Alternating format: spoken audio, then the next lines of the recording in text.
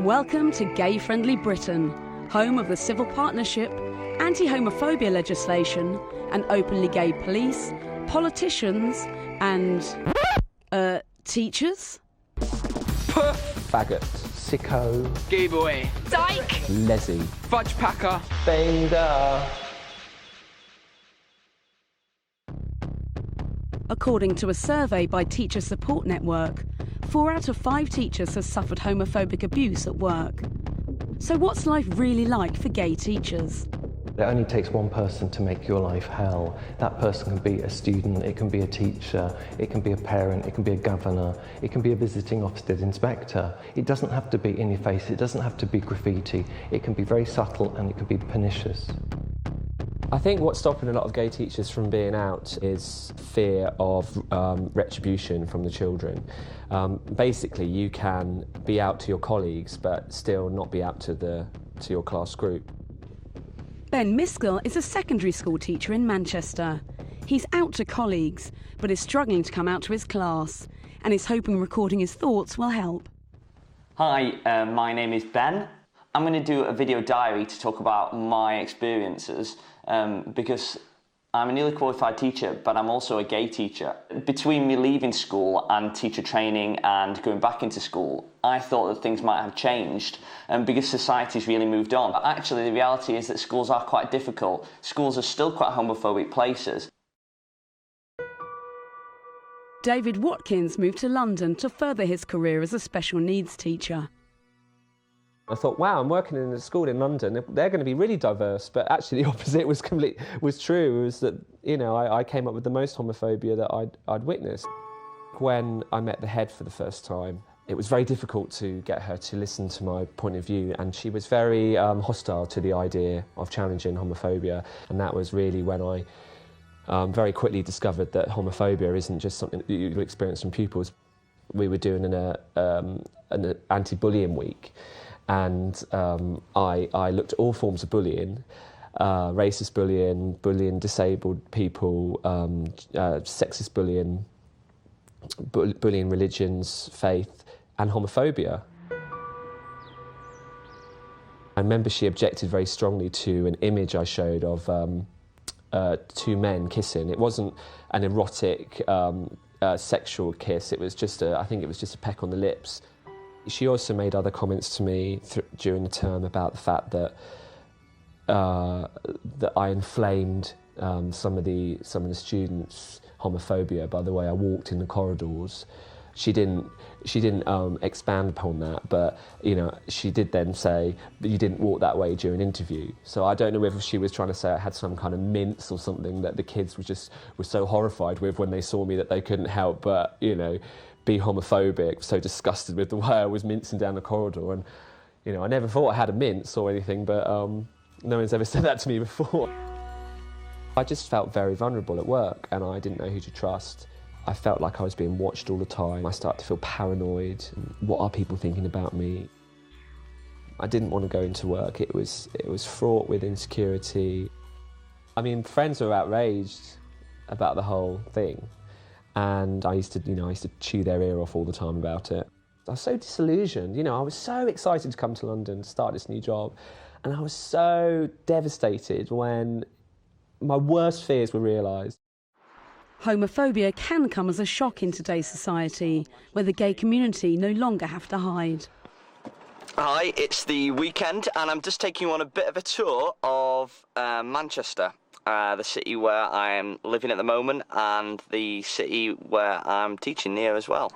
Manchester's a really gay place to be, actually. It's a really great place to be a gay person. This is Canal Street. It's part of Manchester's gay village, and it's quite big. It's got lots of bars on each side. There are literally thousands upon thousands of gay people in Manchester, and that's a great, great thing. But times do have to change, because only with that change, I think, are we going to get kids' lives in school, especially gay kids' lives in school, becoming a lot better, and also teachers who happen to be gay as well. Their experience is going to be better. So hopefully things are changing, and around Manchester you can see it, but it's just slow sometimes. But for David Watkins, the situation didn't improve, And 6 months into his new job in London, things came to a head. One of the kids asked me one day if I was married, and I said, no, I'm not. And they said, well, why, sir? And I said, well, because I'm gay and, you know, I don't want to get married to a woman. She had a big problem with that. She said to me, why, David, why do they need to know about your private life? I said, well, it's not my private life. It's my identity, it's who I am. It's who I am in my house, it's who I am at the coffee shop, it's who I am in the supermarket, it's my life, it's who I am at work, you know? I knew that what she'd said had so totally crossed the line, and I had to say to her, I'm going to have to stop you. What you're saying to me is extremely homophobic. I find it very offensive, and I'm going to have to call my union rep in if we're going to discuss anything further. After months of meetings with the union legal team, David took his school to tribunal. The week before we went to tribunal, I was offered a sum of money on Monday, and I said, you know, no, I don't want it. And then the Tuesday that doubled, and then the Wednesday that increased by another £2,000, and then the Friday it doubled again. And you could tell that they were getting worried, you know. And I said, no, I don't want it. I just want people to know what happened. I just want someone to recognise what happened and say, yes, it was homophobia. We finally agreed on a settlement which didn't include a gagging order, so I was able to speak about it, which was the best thing. That's the only thing I wanted. I got a full apology from the governors. David fought for his rights and won. I later was told that I was the first teacher in the UK to actually go to the full tribunal hearing using the sexual orientation regulations, because you see in the past teachers had settled out of court, but what that meant was that they couldn't speak about it, you see. And I thought, well, there's no point in me going through all this stress to not tell anybody about it and not let teachers know that they can make a difference. It's cold. It falls from the sky. David has moved on and now teaches at Swiss Cottage School in North London. Is it a real word? Yeah. Can you give it to Lucas then? I thought I'd take the opportunity, just as I'm going down the lift and on my way to work, to tell you a bit about what happened yesterday at school. Now, sometimes I generally find that kids, being kids, ask you quite personal questions. And one of the things that one of the kids did ask me after looking at a poster on the wall, he said, "Sir, are you actually gay?" And I'm a bit ashamed, to be honest with myself. I fudged the answer, really. I said, well, would it matter if I was gay, if I was black, white, straight, big or tall or slim? Actually, it wouldn't. And to his credit, the kid said, no, sir, of course it wouldn't matter whatsoever. But really, if I want to be a role model, like teachers really are, then really, I think it's really important that actually I am honest with the kids. And I do intend to come out to the kids, but maybe in my NQT year, I don't feel yet confident enough. One teacher not lacking in confidence is Ellie Barnes. Hello! Yoo-hoo! I'm here! Lovely to see you. The word tolerate. Oh, we tolerate gay people here. Do you? You tolerate them, or you just put up with them, do you? No! We don't tolerate, we celebrate! Ellie is the music teacher and head of Year 9 at Stoke Newington School in North London. Off we go and A-E-E-A-C-B-E them. She's been tackling homophobia since she started at the school. Well, I started off because it was just getting really irritating and really annoying. Like, in lessons, kids were just saying the most ridiculous things. You know, shouting batty boy at each other. And if anything ridiculous happened, if a kid turned around and just went at another one, it'd be like, oh, stop being so gay. And you're like, do you know what this word means? No. We just use it as part of our culture. That's our street talk, that's part of our youth culture. And that was my starting point, really, was getting the kids to understand that the language they were using was wrong. So the first one, lesbian. Explain to me, what is a lesbian? She started celebrating Lesbian, Gay, Bisexual and Transgender History Month as a whole school initiative 3 years ago. And we're talking something like about 15% of the community. So let's have a little look around. 240 people in here. What's 15% of that? It's not a statutory requirement in schools to do LGBT History Month. I think it should be. We need to start that in primary schools. And that, well, when the kids come to us in secondary school, it's not a problem anymore. They've heard these words, you know, from a very young age. The staff here have been absolutely amazing, because everyone knows it's wrong to be homophobic, but just don't know how to go about it, you know. So as we've gone on, lots of members of staff have done projects within their departments. Oh, who said that posh word? Give me the definition of that word then. A repeated like melody over the top. Fantastic. So brilliant. So they know now that they don't use the word gay, and if they do, the other kids will back me. I don't have to say anything anymore, which is fantastic, because another student will jump in and go, all right, you're not using that word. Hello and welcome to Stonington School! L, G, B and T. I really believe that one day everyone will be equal and the world will be fair. Being homophobic, yeah, is just like being racist. So by tackling homophobia, hopefully we'll tackle sexism, racism, you know, culturalism, if that's such a thing. If you're against someone loving someone of the same sex, then that's just bad, because we need love in the world, not hate.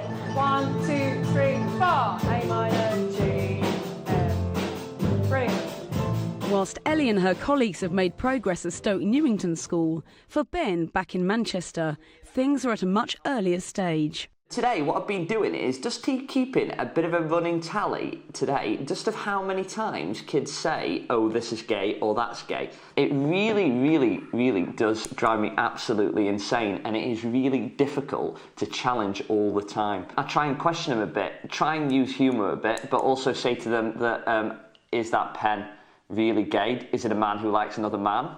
Is that calculator actually gay? Just because it doesn't work? Is it bad? Does that mean that being gay is bad? Will you say the same thing about black people, about Asian people, about Jewish people, about Muslims, Christians, Jews? You wouldn't, would you? And generally that gets the kids talking. When your album is ready. Yes. Oh my gosh. Basically, I'm really excited because I've written about 5 songs already. I've written like loads of songs, but 5 songs. Challenging homophobic language helps gay students feel safe too. You're creating an environment where you're making it comfortable for the gay students to come out, but you're also at the same time educating everyone else around them. I sort of knew from about age of 12, 13 that I was gay, and then everyone sort of knew because everyone said I was sort of obvious, but it was never confirmed for anyone. And then when the LGBT come around and Miss asked me to do performances, and it made me much more confident within myself, and I was just like, okay, I'm gay, I'm proud, and Miss has just been really, really, really supportive. 36 people in this room are L, G, B or T. This year's LGBT History Month has been a particular success. Let's try one more time. It's the first year that staff have felt comfortable to come out, and they've emailed me and told me that they've come out to their tutor groups, and the reaction has been nothing but supportive. When I first came here, I wasn't aware what was going on in terms of LBGT work, and until I'd met Ellie and until I'd actually seen LBGT Month in operation twice, really, I didn't actually feel comfortable enough to actually completely out myself. I have a Year 7 tutor group, and had a good long conversation about what's a gay man look like. We had all sorts of stereotypes came out, and in the end I said to them, so, well, actually you all know somebody gay? And they were like, no, we don't. And I said, well, you do, because you know me. And it was fantastic, and they completely changed their attitudes, and it taught them so much. All right, brilliant. So what's the topic of our theme? The kids have never presumed that I was a gay teacher, so they haven't connected the two, and it's only this year that students have started to ask about me, and I've come out, and they've been very supportive. I had my Year 9s in here, and they went, who's out in our year group? I went, me. And they just was Silence. And then one of the boys just came up to my table and just went, "Are you happy, miss?" I just went, "I'm very happy with who I am. Thank you very much for asking." Ellie's work and the school's support show how it's possible to tackle homophobia and change attitudes. But over half of gay teachers do not feel supported by their school. If somebody wants to actually actively persecute you as a gay person, they're going to do it, and they're going to find a way, and they're going to find a moment. So many people for so many decades have sat back, and now is the time to defend yourself and to defend others, and that's what makes a healthy school. Recent government guidance states that every school should actively challenge homophobia. Right, okay. We're going to move on to the next bit, so you now need to really concentrate. Lucy Cuthbertson is head of drama at Kidbrooke School in South East London. Okay, so into a corner on your chairs, please. I do think that gay teachers do have a responsibility to be out. Now, I think that's quite a controversial statement, but I do think it would be really helpful. And in not being out, you do no benefit to anybody. What do you think about teachers and gayness and stuff? I think any teacher that is gay should come out. I think it's pretty good that they're brave, like Miss Cuthbertson is, because it's a bit stupid, really, because when they're not telling people, everyone's just going to be like, "Oh, Miss, are you a lesbian?" But if they just tell them, then it'll be fine, because people actually generally accept it. Like, no one's abused Miss Cuthbertson to a point of suicide. Not yet. I think that it would also encourage other people, other teachers in other schools to come out as well, because I think our school could be like a kind of inspiration to other schools, I think. Ricardo, what was the final gift that you managed to woo her with? The role model aspect of being out as a teacher is just really important, because it's simply reflecting a proper cross-section of society. Because if all the school reflects is heterosexual society, that's incorrect, and that's not educating anybody, and we're here to educate. That's part of our job. A relaxed approach to being out can have a positive effect. I think the cooler you seem about it, the more nonplussed you seem about it. If, say, for example, a student just asks you directly, which is how I've always come out, if people have said, you know, "Miss, are you gay?" People say, "You're gay, are you gay?" And I just say, "Yeah." And then that's when you put it back on them, and then it's up to them to not be bothered. And I have always found that they are almost falling over themselves to be who's the coolest with it. This is like a little group who are just carrying this person, and it's got to be beautiful. I don't want any noise, I want it to be silent. Ready? Go. For some children, having an openly gay teacher is a big surprise. There's these two girls who said, "Miss, can we ask you a question? We've heard, are you a lesbian?" And I said, "Yes, I am." And then right across me, completely blanked me, she said, "I don't think she is." And I said, "Well, I am, actually." And she still looks right across me, "I don't think she is." And so I'm like going, "Well, I am a lesbian. What do you want me to say?" And it was almost like the reverse panic of what people used to think during Clause 28, or the reverse panic of what people think when they're in the closet and don't want to come out. I was trying to say to these girls, "I am a lesbian, for God's sake," you know, where they wouldn't believe it. It was ridiculous. And then you change. Lucy takes the less amusing reactions in her stride. The only little bits of negative things I've had have been students shouting lesbian from a long way off in a group where they can't be identified, and it's the most cowardly, pathetic attempt at sort of trying to, I don't know, and I just kind of want to turn around and say, "Yeah, I know." What is that going to achieve? Pathetic. Ben is encouraging his class to think about their behaviour and its effect on others. I've asked him to do a bit of a confidential anti-bullying questionnaire, but also this year I've made sure that it's real focus, that I've put stuff about homophobic bullying. I've just been looking at the results of it. I've asked him a question: do you think that students should be allowed to use the word gay to describe things negative? the overwhelming majority of people have said that no, it shouldn't, and then when questioned why, they've actually been quite mature. Kids have said stuff like, because I think it's tight to say gay is crap, and I don't think saying gay, I've just done it and for so long that it's become a habit. So I think that's really mature, and actually that would really make people's lives, especially gay kids in schools and also teachers' lives, a lot better if everyone thought like that. Encountering prejudice is rare for Lucy, thanks to her school's inclusive approach. I think you don't want to feel on your own as the gay teacher on their soapbox banging on about gay issues again, and that just won't work. It has to be a whole school policy, and that has to involve everybody. Head teacher Trisha Jaffe has made tackling discrimination a key part of the school's ethos. It should be possible for all staff to be open and honest about who and what they are, because when you start hiding that, you stop being able to teach well. It's the responsibility, once the work has been done amongst the staff, for all staff to take that on in exactly the same way as they would if it was a racist comment.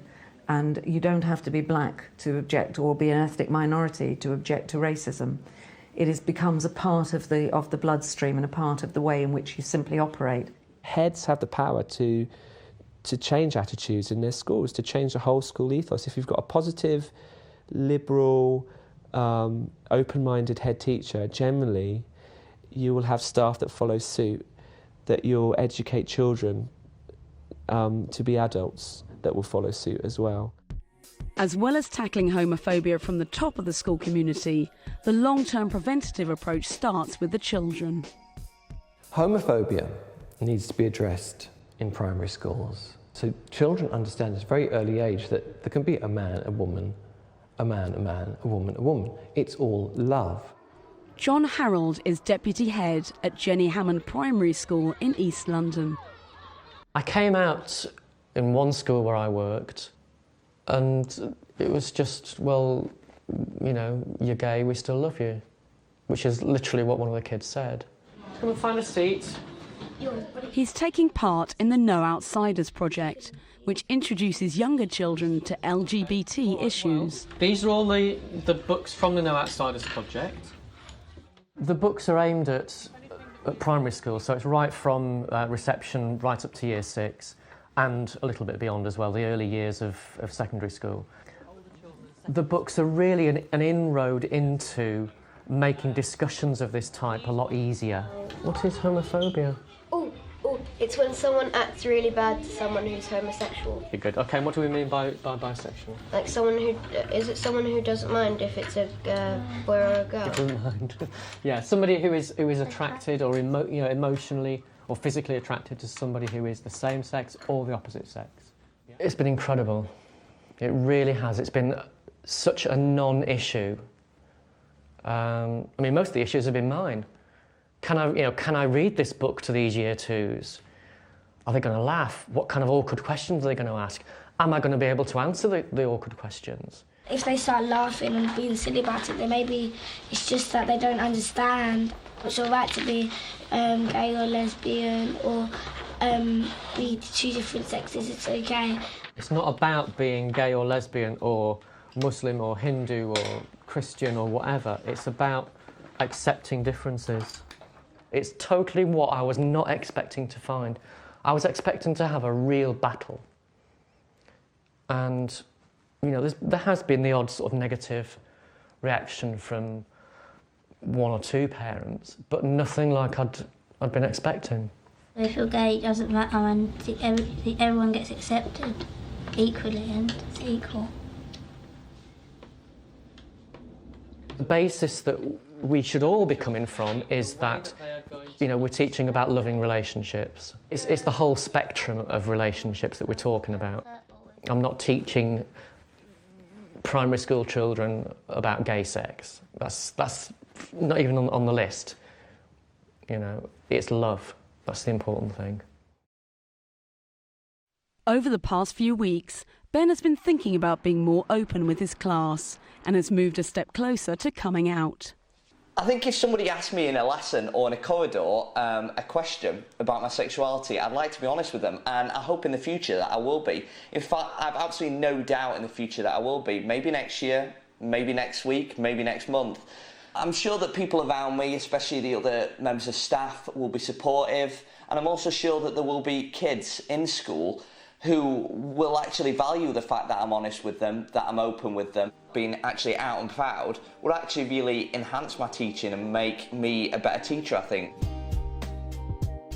Things are changing. People are allowed by society to be more experimental and to follow what their heart dictates. It's not like a cool attitude, it's not a right-on attitude, it's not a politically correct or patronising thing. It's just a relaxed and understanding attitude. It takes one person, which is what I did in my school, to do one thing. And if I could encourage that one person in every school, it doesn't have to be a gay person. It could be anyone, you know? Go and do it, talk about it, see what happens. The world isn't going to end. It's not going to be some great big chasm going to open up and swallow you. You're not going to have hordes of angry parents with pitchforks and torches. You know, those days are going. You can challenge discrimination, and you can change your school's ethos, and you can make sure there's a working equal ops policy, because schools are legally required to do so. We've been tolerant for a long time of schools finding it difficult, and that's becoming a bit boring now, and I think schools just have to sort it out now, and if they don't, there should be appropriate punishments, because it's not acceptable that there's homophobia in our schools in 2008. It's ridiculous.